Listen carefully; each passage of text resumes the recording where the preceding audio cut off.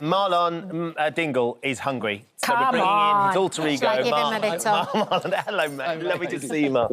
Thank you for coming in. I'm going to give you a... As a resident chef in the Dales. Oh, what? What? Does Marlon stretch to Greek style? Lamb chop. What he really wants to be is a French chef, but what they make him serve is pie and chips on rotation. So this is way out of his league. Take those. Thank you. Oh, my God. Go for it. I love Should Georgie, we do we just get- pick these up, really? Yeah, Georgie, go for do we it. get to smash these plates afterwards? Oh, do you know what? It's to keep away the evil. It's to celebrate. Is that I think why they is smash that the what it plates? is? Yeah, it's I a nev- celebration thing. Like, I never you know. knew, but I always used to love it. It was my favourite part of the meal. I'm here to stay. It doesn't matter how many plates as well.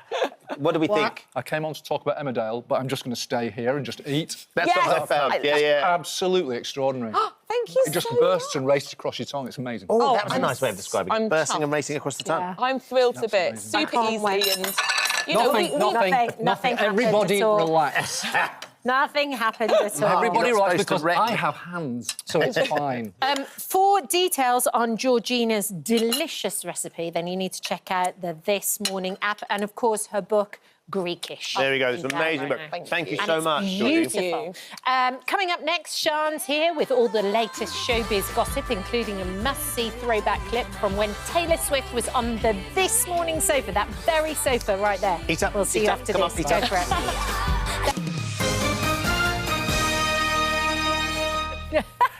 Welcome back. We have a true Emmerdale legend with us on the sofa.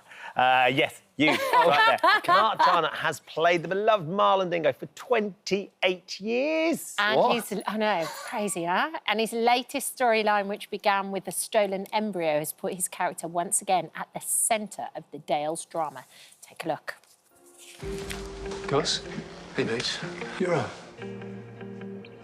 I didn't think you could. Yeah. Did Rona agree? No. Gus and Lucy have used your embryos without you knowing. And Lucy's pregnant. It's Lucy. She's gone. Rona and I froze some of our embryos when we were together. Well, I knew they were still in storage, so I went to see if we could use them. I have been able to come to terms with... I'm sorry. I can't do this.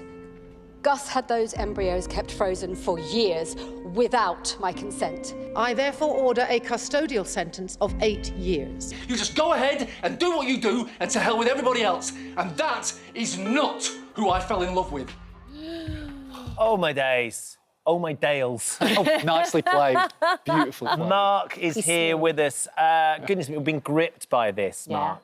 It's always, we love it when these storylines really capture fire and everybody's talking about it. And lots of people will have a different reaction to the different perspectives on it. He's got a lot going on, Marlon, right now. He's in a moral labyrinth, is where he is, really, and he can't see a way out because this story, I was just saying before, I don't think it's been told before in this way, in drama. I can't think of a show that's done this story in the way that we're doing it, so it makes me very proud. But, you know, I might be wrong about that, but I don't think so.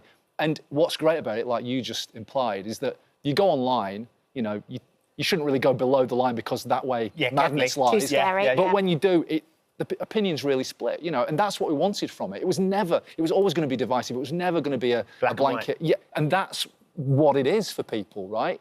And it's so complicated because even as we sat here right now, the law is evolving to try and catch up with science and you know, the moral complexities of it all.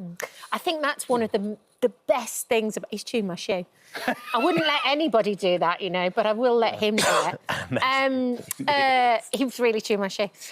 That's one of the brilliant things about soaps, I think, is there isn't that lead time where if you were doing a play or a movie or something like that, soaps can directly reflect exactly what is going on within medicine, science, politics, whatever. We exist in the same present as the audience, all the time. We're in there now all the time, and it's a unique position, really. Correct.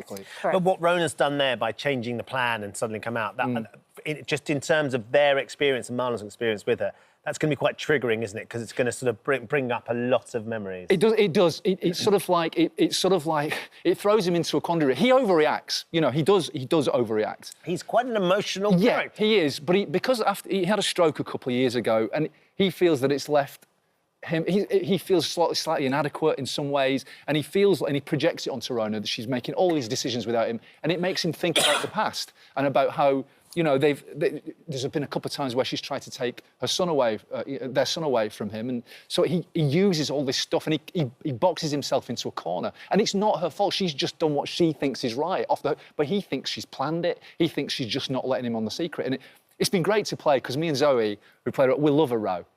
I love row in Not in real life. No, but there's ask any actor, there's nothing better than arguing. I love it. Yeah. And do you think it's going to kind of like just dissolve into oblivion? Because, as you rightly said, he had a stroke previously. I was watching actually some old footage of you talking about that and how they did all the makeup on your face. Amazing, yeah. And you didn't look until they revealed it. Yeah, I didn't look. I didn't see it until I saw it in the mirror in the take of the scene. Yeah. Which was amazing. Yeah, it was horrifying, actually. Do you think that it could even go there?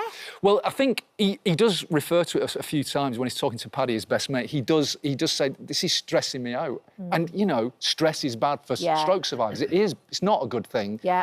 But the whole point of the story is that, and the way that he reacts to it and the way that they start locking horns over it is, it could go anywhere. And Marlon's not got a great track record. He's been married 5 times, you know. So he's not got a great love to give. He's got a lot. He loves love. He loves love. He's just, you know, he's not consistent. So it's been fascinating to play, and it's been really detailed. And every time you get a script, it's brilliant, you know, because every time you get a script, you're having to make gear changes, you know, about your position, because your position, like the audience's position, is changing all the time. But didn't they, talking of changing position, didn't they do that when you went in for the character initially, all those years ago? Because wasn't he written, first of all, as like some real Lothario, Adonis? It literally said, Marlon appears, he is an Adonis, a Greek god. And I looked at the script, and I went into the loo outside the audition room, and I went into the mirror, and I was going, trying to smolder, you know, thinking that. This is not... How so you do it. Yeah. So then I went in and I said to the director, this stage direction about him being this beautiful... He went, no, don't worry. He's now a nerd who thinks he's those things. Oh, thanks. Thanks? I think. Yeah. I think we've got a clip which we can all enjoy. Have you? Of day one. Have you? Never stops getting from this. Here we go. You better have a good reason for being here, pal. You better be able to fight with an attitude like that. Marlon! How you doing, Mandy? I've never seen you, Marlon! Hey, we're Albert, Marlon. That's me, Uncle Zach. What brings you over here, then? I'd sooner tell you after I bought you a pint. There must be a decent pub round here somewhere. I don't believe today. It just gets better and better. Different character, different voice. Amazing, though. And obviously Steve was in that shot as well. And there was a wonderful... You put such a lovely tribute on your Instagram to him. Sadly, you've all lost him. And it feels like the Dingle family and his role in the Dingle family and how it's integral to all of you were as characters, but also as a young actor coming onto that set must have been really important. He was the first person to hug me. He was the first person to say, don't worry. He was the first person I went to when I had any problems. And everybody loves Steve. Everybody, I mean, we are a family on that show. And the Dingles are a family within that family. And he was very much our patriarch. But he was so young at heart. He was an example of how, you know, to stay being young at heart. And he was always one of the funniest human beings. Everybody misses him terribly. It's a massive loss, you know. Yeah, I'm sure. I mean, you must just have the most amazing time on that show, because you have been there for all those years. And now it's round the other side. It's a real full circle moment where you turn around and you're winning an Outstanding Achievement Award. Outstanding Achievement, March. I think I messaged you on the day. Yeah. It's amazing. It was lovely. And, you know, you're meant to be cool about awards and stuff like that, aren't you? You're kind of, oh, well, yeah. But it was lovely. It was a lovely thing to get. And it blew my mind on the night because I had no idea. And 3 of Marlon's exes were up there presenting it. And it was an amazing night. And I don't even know what I said on the stage afterwards, but I do know that it does, when you've been in something that long, I'm not going to lie, it meant a lot to me. It was lovely. Yeah, I'm sure. It's sensational. And long may it continue. It feels like, you know, obviously this storyline's got a long way to run, but it feels like you're still sort of embracing the challenge of being there and being part of the day. I think if you're still worrying about it when you go home after you've done work, I think that's a really good sign. Yeah. And you know, never take it for granted, never assume there's another contract. You just do your best all the time. I'm an anxious person anyway, so my anxiety is perfect for this job. It keeps you on your toes, you know. We'd quite like to see some Greek-inspired cooking from Marlon at some point. I'm all over it. Yeah. Done. Yeah, sold. The lamb chops. I won't drop the fork this time. Yeah. It was so cool. No, that's part of the charm. Part of the charm. Lovely to see you, Mark. Thank you for coming. Thank you.